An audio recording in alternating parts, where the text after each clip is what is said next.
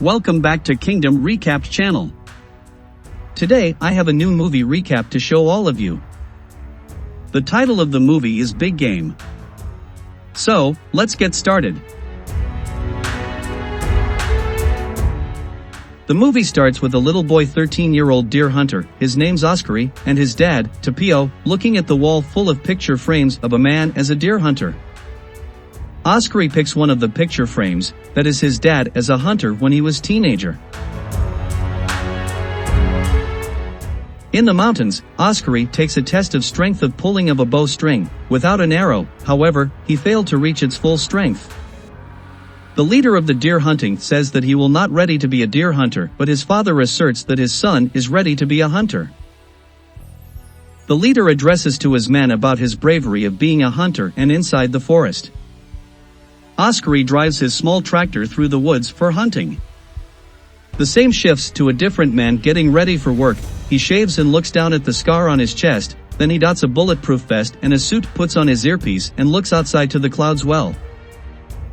He's on a large government plane with that presidential seal emblazoned on it with two smaller planes escorting it through the skies. He walks through and asks two standing guards whether the president is awake, so the man whose name is Morris. He enters the president's cabin where the president's reading the newspaper and complaining that his poll rates have lowered. Morris alerts the president that they'll reach Helsinki, Finland in an hour. They have a press conference to get to and Morris plans to retire after the trip. Now back in Finland, the Kimos Safari's helicopter carrying the terrorist named Hazar. After they land the helicopter, the Kimos Safari's helicopter pilot realized that the men he carrying are the terrorists. Hazar told the helicopter pilot to run for his lives. However, when the helicopter pilot is in about 1 mile distance, Hazar fires bazooka to him as a missile test. Hazar sends his fellow terrorist a text message that the missile test was successful. Back to aboard in the Air Force One, U.S. President William Allen Moore Bill is heading for pre-D8 summit is Helsinki, 45 miles left. Suddenly, the control room receives an alert of a possible missile shot down in their plane. However, both plane and jet escorts were unable to countermeasures because someone's jamming their control. The men quickly brought the president to an escape pod and it deploys out safely. The rest of the service agents are parachuting down from the plane, but Morris shoots a secret agent after curiously asked that there is something wrong to them, their parachute not deploying. Few minutes after Morris parachuting down, the missiles fly past to him and hit the Air Force One. Meanwhile Oskari, who's alone in the forest, hears and sees the planes coming down. He falls to the ground screaming as they crash, and when he gets up, he's surrounded by a burning forest. Oskari then sees a pod and suspiciously approaches to it. He creeps closer and knocks on the door. A knock answers back and a finger tries to write a message on the pod's window panel. It's the code that opens the door, which is 1492. Oskari types it in and the pod opens. He quickly runs away from it, believing that the pod came from other planet. Bill goes out and yells to show himself. Oskari shows himself and suspiciously aims his bow to Bill. When Bill tells him that he is the President of the United States, Oskari proves him by showing his passport. Oskari now trusts him.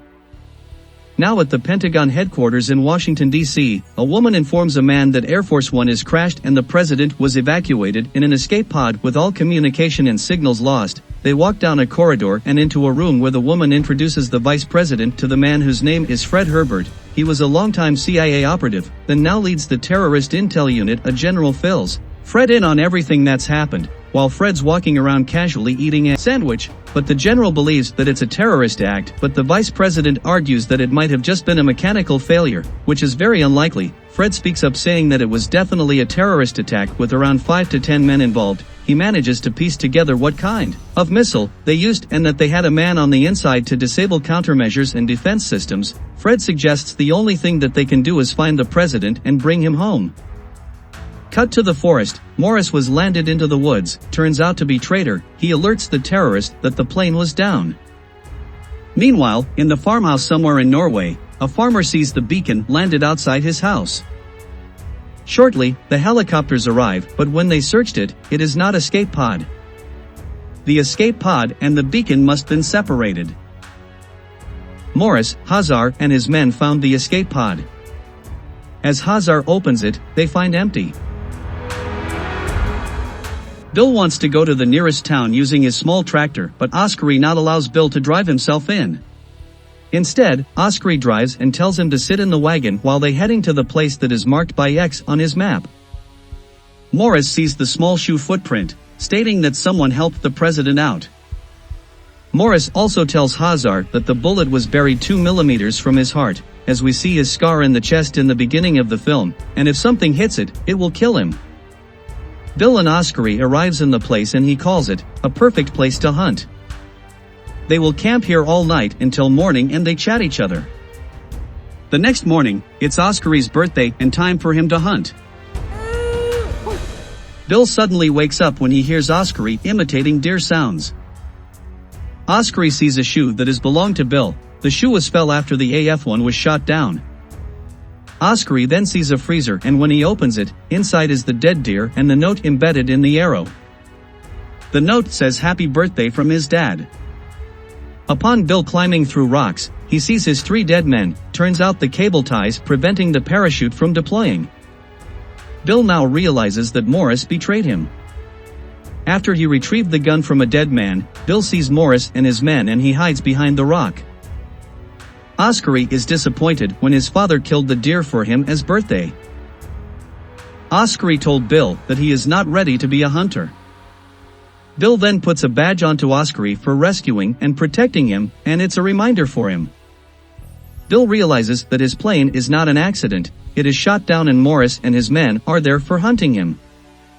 In case he is being hunted, he told Oskari to go in separate ways, but Oskari worries about his safety. Shortly, Morris approaches upon them. Bill decides Oskari to go away for lives. Bill tries to shoot Morris, but he forgot to cock the gun. Morris managed to fight Bill. Meanwhile, in the Pentagon headquarters, they find the president and the terrorists who known by one of the president's Secret Service agent, Herbert. All throughout, they're being tracked for their safety. The men forces Bill to get in the freezer. However, Oskari oversees them and the president being put in the freezer. The freezer was carried by the helicopter. Oskari manages to save the president. Oskari jumps off the cliff and stows away to the freezer. A pilot sees stowaway boy in the freezer, trying to save the president. The helicopter descends its altitude to get the boy away from it. Oskari loses the freezer but managed to chase and he cut the rope, allowing it to escape. Morris, in the helicopter, shoots them and Oskari quickly gets into the freezer. The lid of the freezer protecting them from raining bullets. Oskari decides to roll down the freezer into the cliff just moments after Morris gets on the ground. They ended up in the middle of the lake. Both Bill and Oskari think that they lost them. Shortly, they found the wreck site of Air Force One near them. In the Pentagon, they found the AF-1 crash site. Herbert gives the coordinates of the crash site to Hazar and gives a plan to him to kill the president. Bill and Oskari sees the helicopter approaching upon them and they manage to enter the wrecked plane. The plane inside is almost quite intact, the lights are still on and some computers in the control room are still on also. Afterwards, they hear pounding and creaking sound coming from the roof. Suddenly the explosive blown to the roof, allowing Hazar to infiltrate the plane. Hazar then activates a bomb to 6 minutes left. And then he radios in to be repelled back up, but Morris betrays him pulling the rope up, so that Hazar is stuck with the president and the bomb. The fight progressed between Bill and Hazar. Hazar managed to strangle Bill to death, but Oskari pounds Hazar in the head. Hazar then tries to shoot Oskari using the same gun that Bill uses and forgot to cock, but also he forgot to cock it. Bill kicks him, throwing a gun onto Bill, this time allowing him to shoot Hazar. Almost 90 seconds left in the bomb, Bill and Oskari managed to escape from the plane through ejecting in the pilot's seat. As they deployed the parachute in their seats, Morris, in the helicopter, is in front of them. Oskari then fires an arrow and hits his chest. The arrow pulls the bullet buried inside his chest into his heart. Morris falls to his death and accidentally fires a gun onto the pilot. Shortly, the bomb goes off.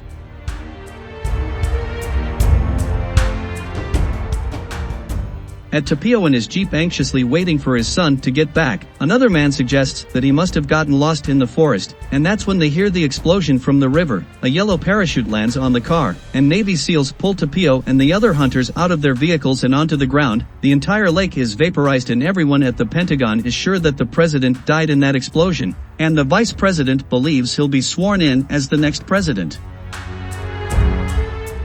Cut to the deer hunters' camp. The U.S. Navy forces the hunters to held hostage until the president reportedly alive. Afterwards, they see the parachute landing in the background. It is Oskari followed by Bill climbing at the top of the rock. Oskari introduces the president to his dad, and the rest of the hunters recognize the president is in the newspaper. In the Pentagon, all of the employees rejoicing the president's salvation. Herbert reveals that Hazar knew him for 15 years and he is a former CIA operative. In order to not to trace back with him, Herbert kills the vice president by shoving him in the feet.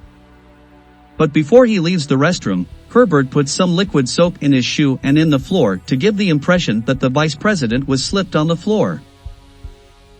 The film ends with the hunting leader takes a picture of Oskari and Bill. Oskari's hero of saving the president become known in the press.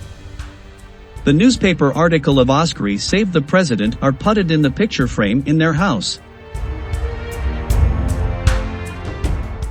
Thanks for watching.